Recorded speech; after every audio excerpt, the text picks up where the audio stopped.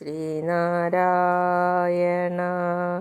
പരമഗുരവേ നമ. ശ്രീനാരായണ ഗുരുദേവ തൃപ്പാദങ്ങളാൽ വിരചിതമായ ശിവശതകം ശ്ലോകം 89. മലജലമുണ്ടൊരുപാടും നിറഞ്ഞുമും മലമതിൽ മുങ്ങി മുളച്ചുളവാകുവാൻ വിളനിലമങ്ങു വിതച്ചു പഴുത്തറുത്തുലകർ ഭുജിച്ചലയുന്നതു സങ്കടം. ഭോഗത്തിൽ മുഴുകുകയാണ് ലോകരുടെ സ്വഭാവം. മലജലം, മലവെള്ളം, മലിനജലം, ഒരുപാട്, ധാരാളം, മുമ്മലം, ആണവം, കർമ്മം, മായ എന്നീ 3 മലങ്ങൾ, അതായത് മാലിന്യങ്ങൾ. പഴുത്തറുത്ത്, വിളഞ്ഞ് കൊയ്ത്. ഉലകർ, ലോകർ. ഭുജിച്ച്, ഭക്ഷിച്ച്, അനുഭവിച്ച്. അലയുന്നു, കഷ്ടപ്പെടുന്നു. മുമ്മലം, മുളച്ചു വരുവാൻ തക്കവണ്ണം. ധാരാളം, മലവെള്ളം, അതായത് മാലിന്യമുള്ള വെള്ളം ഉണ്ട്. ഫലഭൂയിഷ്ഠമായ ആ വിളനിലത്ത് വിതച്ച്, വിളയിച്ച്, കൊയ്ത്, ഭക്ഷിച്ച് ലോകർ അലയുന്നത് സങ്കടം തന്നെ.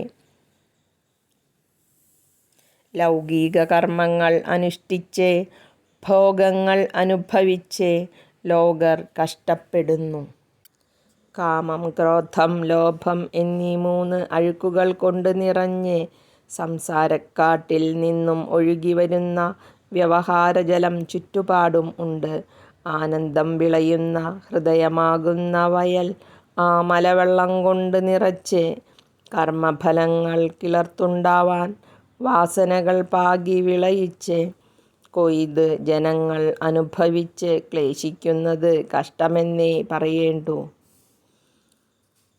ആനന്ദനിധിയായ ആത്മാവ് എല്ലാ ജീവികളുടെയും ഹൃദയത്തിൽ കുടികൊള്ളുന്നു. ഹൃദയം അതുകൊണ്ട് ആനന്ദത്തിൻ്റെ വിളനിലമാണ്. കാമക്രോധലോഭങ്ങൾ കൊണ്ട് കലുഷമായ വ്യവഹാരമാണ് ഹൃദയത്തിലുള്ള ഈ ആനന്ദനിധിയെ മറച്ചു കളയുന്നത്.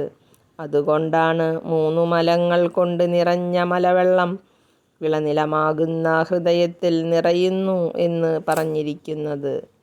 ലോകവ്യവഹാരം ഹൃദയത്തിൽ കർമ്മവാസനകളെ സഞ്ചയിക്കുന്നു.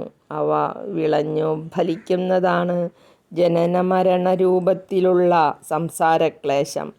ഇക്കാര്യമാണ് അപ്രസ്തുത പ്രശംസാരൂപത്തിൽ ഗുരുദേവൻ ഇവിടെ മനോഹരമായി വിവരിക്കുന്നത്. ഇതിലെ മുമ്മലം, സത്വം, രജസ്, തമസ് എന്നീ പ്രകൃതി ഗുണങ്ങളാണെന്ന് പറഞ്ഞാലും ദോഷമില്ല. എങ്കിലും പ്രകടമായ മലത്വം കാമക്രോധലോഭങ്ങൾക്കാണ്. കാമക്രോധലോഭങ്ങൾ നരകത്തിൻ്റെ 3 വാതിലുകളാണെന്ന് ഗീതയിൽ ഭഗവാനും വെളിപ്പെടുത്തിയിട്ടുണ്ട്. വാർദ്ധക്യത്തിൻ്റെ ലക്ഷണങ്ങൾ കടന്നുവന്ന് ജീവിതത്തെ തളർത്തുന്നു. അവയ്ക്ക് കീഴ്പ്പെട്ട് നശിക്കാനിടവരാതെ ഭഗവാൻ തന്നെ കാത്തുരക്ഷിക്കണമെന്നാണ് ഇനി അപേക്ഷിക്കുന്നത്. ഓം ശാന്തി ശാന്തി ശാന്തി. ഓം തത് സത്. ശ്രീ നാരായണ ഗുരു അർപ്പണമസ്തു. ഓം.